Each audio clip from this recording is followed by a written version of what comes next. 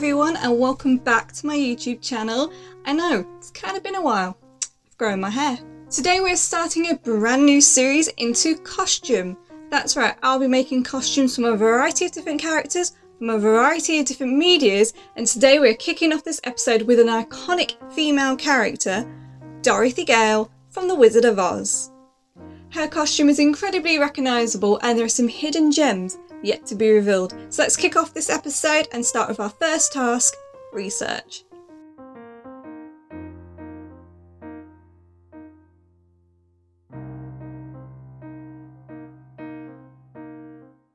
So where to begin? The Wizard of Oz was first released in 1939 and it is an adaptation of Frank Bowen's book, The Wonderful Wizard of Oz, which was first published in 1901. The original dress was created by Gilbert Adrian and he had many different ideas and he did so many different tests before he came to his final design. One of these ideas was that the dress would actually be red and white as opposed to blue and white, and another idea would be that the actress would wear a blonde wig instead of her natural brunette colour. Did you know that the original dress is not blue and white but actually blue and pink? Yes, apparently this made it easier for Technicolor to shoot their film. So after searching around the internet for reference photos, I actually came across a video that showed me some interesting details about the dress. It released my suspicion that this dress is actually two garments, so a blouse and a pinafore. It also showed me that the blouse was fastened by press studs and that the pinafore was fastened using hook and eye. I also found an image online claiming that it had authentically reproduced this costume, but I noticed on the back of the costume that they had used a concealed zip. Now, concealed zips were not invented until the 1950s. While zips were seen in men and children's clothing in the early 1900s, it wasn't actually seen on women's clothing until the mid-1900s. Another thing that was revealed in this video is that the blouse is actually quite short, and you could almost say that it is a cropped blouse rather than a full-length blouse. And also the detailing along the neckline and the cuff is known as rickrack trimming, which we have today. Another interesting detail revealed in this video is that on the bodice it is actually lined. I'm yet to work out or find out whether the skirt was lined as well, but looking into some 1930s patterns in dress and skirts, what they tend to do is just do a normal standard hem.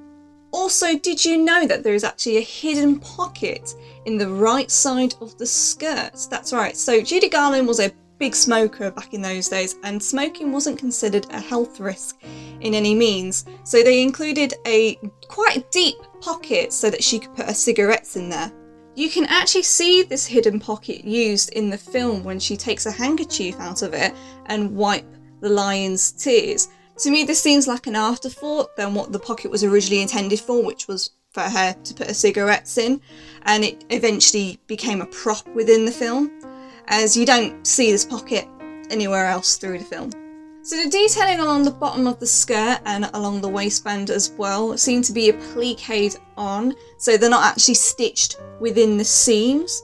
This is also cut on the bias, and the straps and the top bit of her pinafore is also cut along the bias. So another thing I like to do is put together a pack.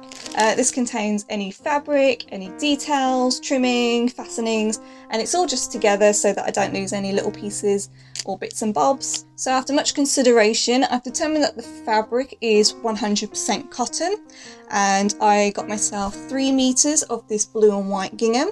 I decided that I wanted quite small squares rather than larger squares to replicate the costume. And then I also have a meter of this off-white cotton. To me it's too white still, it still feels like more of a pure white than an off-white, but I know over time that this will eventually fade as it gets worn, and I might even wash this a couple of times just to try and dull it down a little bit more. So the buttons on this garment have been incredibly difficult to get. They have a combination of a fish eye and then they also have a rim around them, but I just can't seem to get them anywhere. So for me, what a pinafore looks like to me is with the rim around the button rather than the fish eye, though the fish eye gives it the vintage, so it's pick and choose. I decided to get some off-white, sort of almost ivory, mother of pearl buttons. The buttons are also 2 hold, so they're not 4 hold. So I was trying to work out how these hook and eyes were fastened into the pinafore, and I eventually found this strip which has the hook and eyes already on them, which is just perfect and exactly what is used. So I got hook and eye 20mm corset tape, it's sort of called, and I got ½ meter of that, and I managed to find it in the UK, so that's just brilliant. And then I already had a lot of these press studs, and these are 9mm, they're also metal and silver, so I do believe I'll have enough, and I do believe they're similar to the size that they have. I'm not going to be able to measure the press studs on the garment, but I can at least get the right fastening for it. And then lastly, of course, we have the rickrack. This is 8mm, and I have 1 meter of this because it's only going around the neck and around the cuffs as well. Another thing that I had found is this, the Simplicity Wizard of Oz pattern, featuring the iconic Dorothy Gale dress right here. However, this will not authentically reproduce the garment, as this uses a zip fastening in the back rather than our hook and eye and press stud. Also, the blouse and the pinafore in here are sewn together rather than being 2 separate pieces, and which is not how it was done. So I'm mainly going to be using this as a guide to just sort of get measurements and just to see what the patterns may look like. So this comes in a size 6 to 12, but I do believe they go up to a size 22, which is pretty cool. So one thing I like to do is get reference photos of the costume, so a full length one, a back image, and then sort of a close-up front image right here. And then what I like to do is annotate just to give me a bit more of an idea, a bit more of a plan, and where things need to go. So firstly, we are going to be concentrating on this back piece right here. So we know that the blouse here, these are fastened using press studs. Excuse my handwriting. And then we know that the pinafore is fastened using hook and eye. One thing to mention is I'm incredibly dyslexic, therefore my spelling is terribly atrocious. So next I'm just going to quickly make a list first actually of all the accessories, pieces, components that we're going to be needing. So we're going to be needing at the top here, so we're going to be needing rickrack, 4 buttons, white / off-white cotton,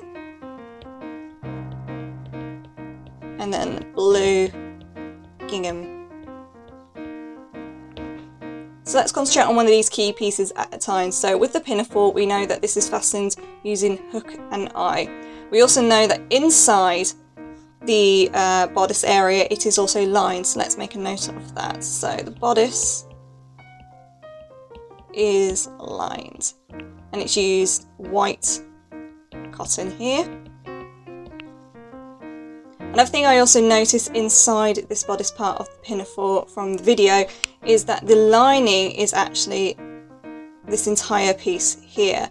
So it isn't just within this panel here, it's also within this strip at the top here, and it also comes into the seam of the skirt. So we also need to make a note of this, that the lining, so this strip here is what is inside the bodice area, and then we've also got a panel which is the main bodice, but then the lining covers all of this as well. So we have, this is a bias strip, main, bodice, and then lining covers both. And then also the applique bits, which are the waistband and the skirt. So appliqued on is the waistband, and a strip at the bottom of the skirt.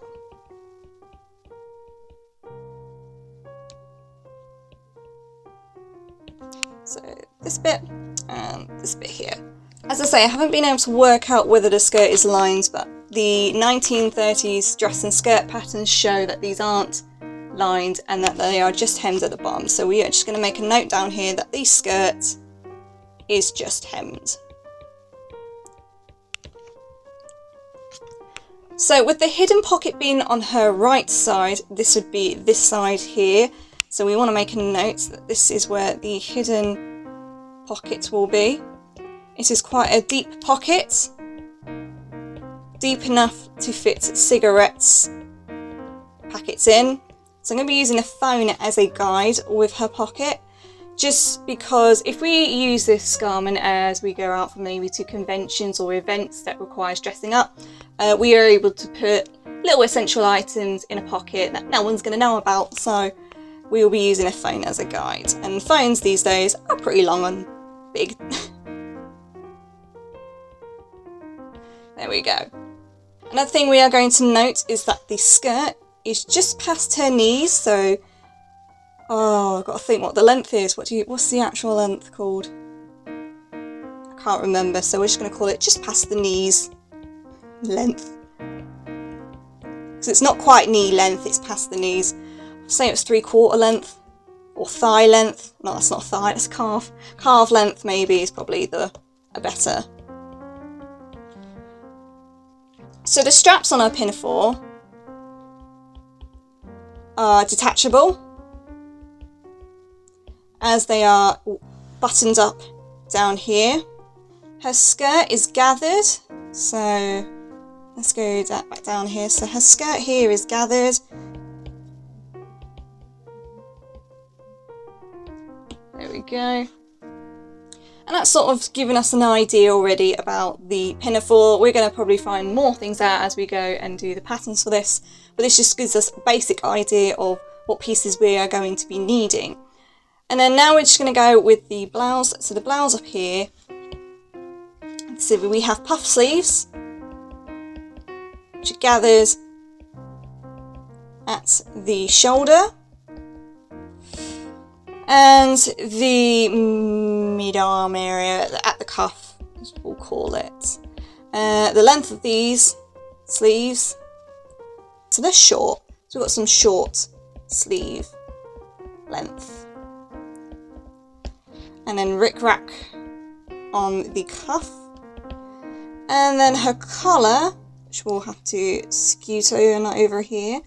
So her collar, it is gathered at the neck, the bows, not the collar. And then we have rick-rack along her collar. And her collar just seems to be just like a little standard, almost like mandarin collar, but it closes at the back. So we've established an idea and a plan of how we're going to be recreating this garment. So join me on my next episode where we will be starting with the patterns. So if you've enjoyed this video, please give it a thumbs up. You can also follow me on Instagram and Facebook. You can also support me on Patreon, where I post behind the scenes and exclusive content just for you to get your hands on.